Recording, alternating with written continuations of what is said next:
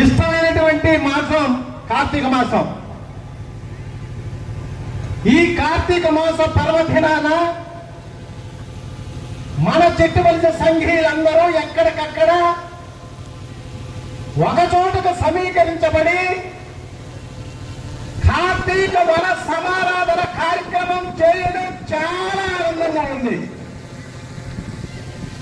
ఏనాడు నుంచో ఈ సంఘాలను నడుపుతున్నటువంటి కుల పెద్దలందరికీ శిరస్సు మంచి పాదాభివందనాలు చేస్తున్నాను. ఎందుకంటే సంఘాలను నడపడం చాలా కష్టం. సంఘం ఉంటేనే ఇక్కడ మనం అందరం సమీకరించబడ్డాం.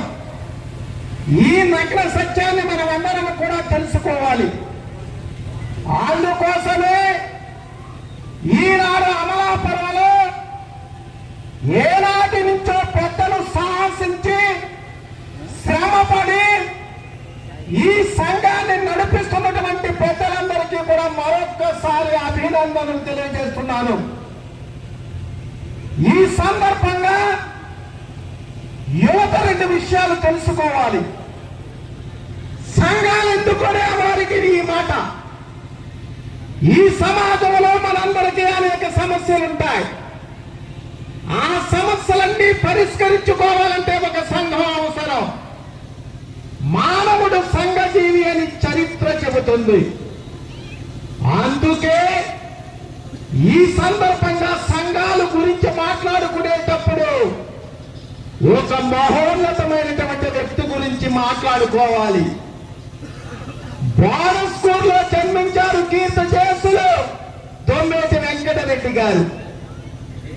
1853 మార్చి 23వ తారీఖున జన్మించి స్వతహాగానే ఒక జమీందారు కుటుంబంలో జన్మించిన 1900 సంవత్సరంలో బర్మాకు వెళ్లి అనేక వ్యాపారాలు చేసి ఇంకా ధనం సంపాదించారు కీర్తిశేషులు దొమ్మేటి వెంకటరెడ్డి గారు. ఎంత సంపాదించినా ఆయన మనసులో ఒక వెలితి, ఈ కులానికి ఏదో ఒకటి చేయాలనే ఆలోచన. మరలా తిరిగి బోర్డర్ స్కూల్ వచ్చాడు మహానుభావుడు. అప్పుడు మన కులాన్ని కొంచెం ఈసడగా చూసే, హేళనగా చూసే పరిస్థితులు ఆకలింపు చేసుకుని ఇదే అమలాపురం గట్టలో ఆనాడు 50,000 మందితో ఒక సమావేశం ఏర్పాటు చేసి మన కులం గౌరవించాలంటే ఏం చేయాలని తప్పించి ఆలోచించి ఒక నిర్ణయం తీసుకున్నారు. చెట్టి బలిజ నామకరణం చేశారు 1920వ సంవత్సరంలో. ఇది యువత తెలుసుకోవాలి.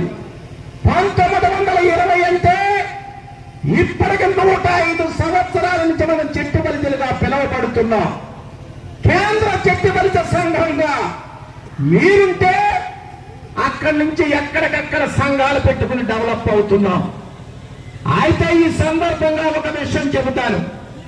మనం డెవలప్ అవ్వాలంటే విద్య అవసరం.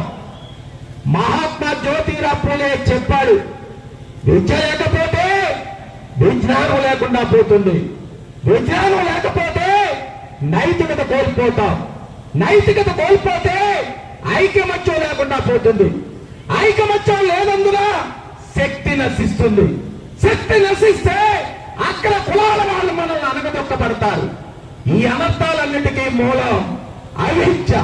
అంటే విద్య లేకపోవడం అని గ్రహించి 18వ శతాబ్దంలోనే మహాత్మా జ్యోతిరావు పూలే, సావిత్రిబాయి పూలే ఆడవాళ్ళు మగవాళ్ళు చదువుకోవాలని చెప్పినటువంటి విషయం ఈ సందర్భంగా నేను గుర్తు చేస్తున్నాను.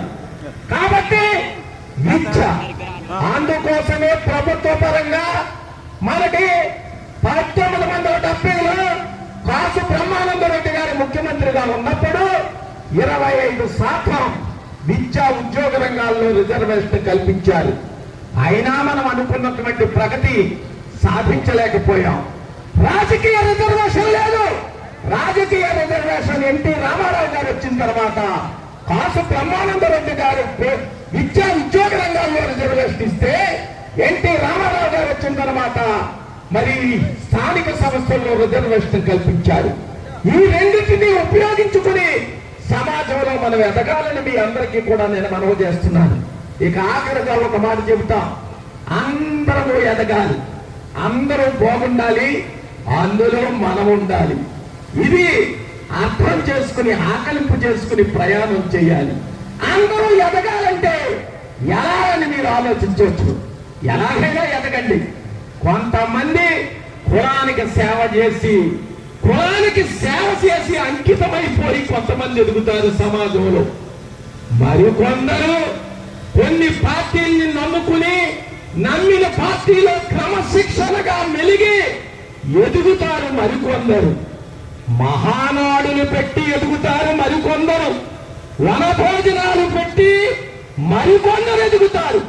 వనభోజనాలు పెట్టి ఎదిగినా, పార్టీలో ఉండి ఎదిగినా, సంఘానికి సేవ చేసి ఎదిగినా, వనభోజనాలతో మహానాడులతో ఎదిగినా, ఎవరు ఎదిగినా ఒదిగి ఆ కులానికి లోబడి ఆ కులానికి ఏదో ఒకటి చెయ్యాలని మాత్రం ఈ సందర్భంగా నేను మనవి చేస్తున్నాను.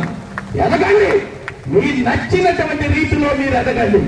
కానీ ఆ కులాన్ని మాత్రం మర్చిపోకుండా మిగతా కులాన్ని మరి అందుబాటులో తెచ్చుకుని మిగతా కులాలతో పాటు అగ్రతాత్వం మన కులాలకు కూడా ఇచ్చి ఎదగాలి, సేవ చేయాలని మనస్ఫూర్తిగా కోరుకుంటున్నాను. ఎందుకంటే నేను అమలాపురంలో 1976-79లో బీకాం చదివినప్పుడు ఇక్కడ పరిస్థితులను ఆకలింపు చేసుకుని మిమ్మల్ని స్ఫూర్తిగా తీసుకుని కొత్తపేటలో రాజకీయాల్లో ప్రవేశించామని సగర్వంగా నేను మనవి చేస్తున్నాను. ఎందుకంటే మా అందరికీ స్ఫూర్తి అమలాపురంలో ఉన్నటువంటి చెట్టుబలిజ సంఘీయులని ఎక్కడికెళ్ళినా సగర్వంగా నేను మనవి చేస్తాను. కాబట్టి దయచేసి ఈ రోజు మీతో కొంచెం సేపు గడపాలని, మీతో భోజనం చేయాలని, ఎక్కువసేపు ఇక్కడే ఉండాలని నాకు ఉన్నా మరి ఇదే రోజున చాలా చోట్ల పెట్టారు.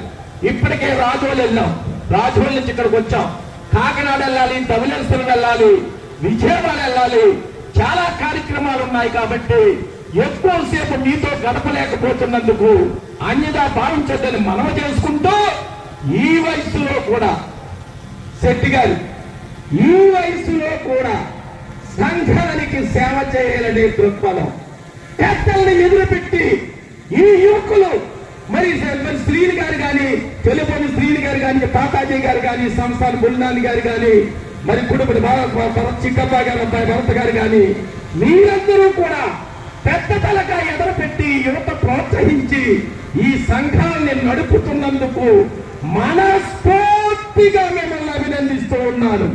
చెట్టుబలిజ, జై చెట్టుబలిజ. దొమ్మేటి వెంకటరెడ్డి గారు, దొమ్మేటి వెంకటరెడ్డి గారు, దొమ్మేటి వెంకటరెడ్డి గారు. Thank you.